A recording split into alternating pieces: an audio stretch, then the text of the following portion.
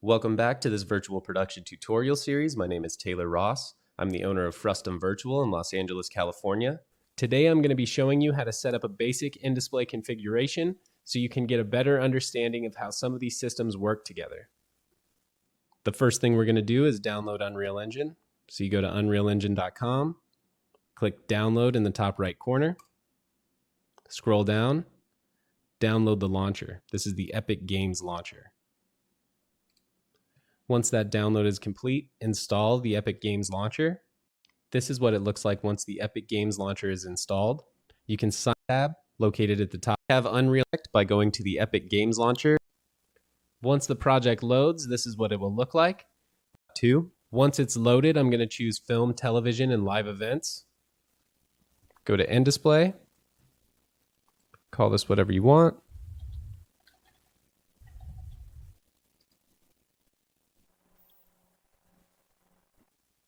Once the project loads, this is what it will look like. We're just going to select the nDisplay actor and delete it. Go to our content browser. You can create a new folder. I'm just going to right click, go to nDisplay config, create copy of existing configuration. I'm going to choose dual monitor, but there's a lot of different settings that you can choose here. We're going to name this something so we can find it quickly and easily. Now double click on it to open it. This is where you would set up the static meshes for your screens. If you have a custom mesh that you've designed in any other 3D program, you would import it and set it up in this viewport.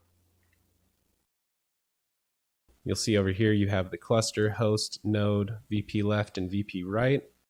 There's a lot more settings under components if you need to change any of that for your custom meshes.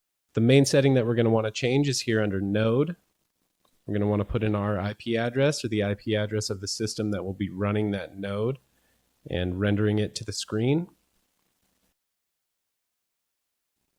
The next thing you're going to want to do is set up the actual resolution that will be output by this node.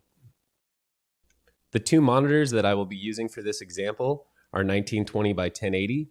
So you just take 1920, multiply it by 2, you get 3840. And our height is 1080. Once that's done, you're going to change the resolution of the screens that are inside of that node. These settings are under region. You're going to input the actual resolution of the screens that you will be using. Just going to do this for both screens. So again, under region, 1920 by 1080.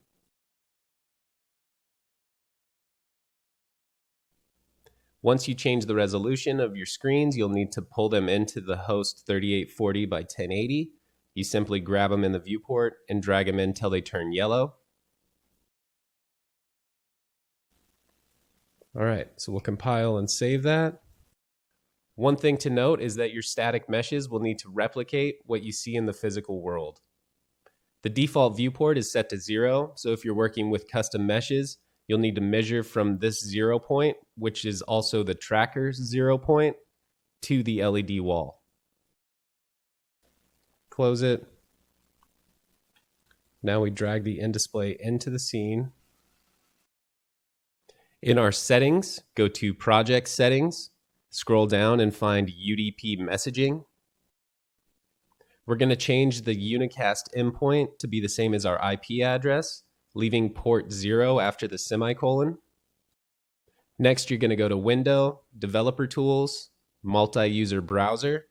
Next, we're going to launch Switchboard and the Switchboard Listener. You should have Switchboard enabled if you started with the Film, Television, and Live Events preset. But if you don't, you can go to this Settings, Plugins, search for Switchboard. Next, we're just going to launch Switchboard after you launch Switchboard Listener. I'm going to delete the current config I have in Switchboard. Switchboard should open with this Add New Switchboard Configuration. If it doesn't, go to the top left, New Configs. The new configuration should auto-populate with the project that's currently open. If the project isn't auto-populated, you can browse to the U Project folder, choose your Unreal project. You can also come down here and hit Detect. Next, we go to nDisplay under Add Device. You hit Populate, and it will find all of the nDisplay devices in the scene. This is really helpful if you only have one nDisplay in your scene, but because we chose the preset, we'll need to find the nDisplay that we custom named. Hit OK, and that will populate the nDisplay devices with a node 0 that we set up under our nDisplay settings. Next to level, you're going to choose the map, then go to settings in the top left. Next, we're going to scroll down and find multi-user server. Check this auto join function. The rest of these settings should be set up for you based on the Unreal project that you launch Switchboard from. We will close the settings window and connect Switchboard with this plug. Once it's connected, we launch Switchboard with this arrow. Switchboard will usually take a few seconds to launch. Now that Switchboard has launched our nDisplay config, we should have our Unreal scene on both of our screens. If you set this up like I did, I have no control over my mouse, so I'm just going to hit the Windows key on my keyboard. Navigate back to my Unreal project. Look for the multi-user browser. Find this multi-user session, which should match the multi-user session name from our Switchboard. Hit join the selected session. Failed to join session usually means that you need to save your Unreal project. So we will kill Switchboard, go back to Unreal, Control-Shift-S to save. Go back to multi-user browser, join selected session, joined. Go back to Switchboard and relaunch. The multi-user session that we joined was created by Switchboard using the UDP messaging that we set up.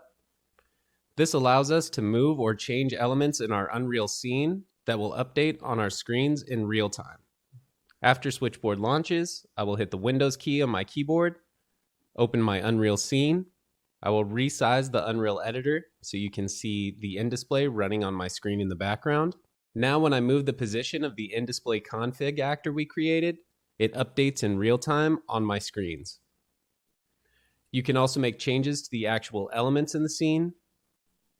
This is really helpful when you're actually filming in production because the director might want to move something, or you might want to move your nDisplay to somewhere, change the environment, and see it update in real time. Once you've created this nDisplay config, you'll be able to migrate it to any project that you have. You'll just right-click, choose Asset Action, Migrate. From here, you'll navigate to the content folder of the Unreal project that you want to migrate to.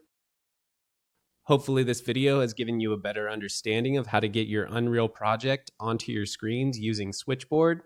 Be sure to like and subscribe for more videos.